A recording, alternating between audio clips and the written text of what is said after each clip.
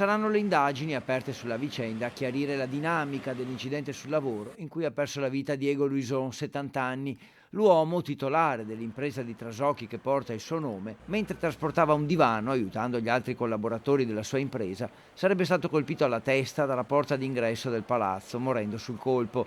Originario di Santa Maria di Sala, nel veneziano, viveva però da sempre al confine tra Padova e Selvazzano, una tragedia che ha provocato l'immediata reazione dei sindacati. In Veneto la situazione è grave, con numeri che vanno addirittura in controtendenza rispetto alle altre regioni. Formazione, prevenzione, manutenzione, tutti aspetti fondamentali della sicurezza sul lavoro che dovrebbe essere la priorità assoluta. Invece la CGIL denuncia anche gli investimenti insufficienti.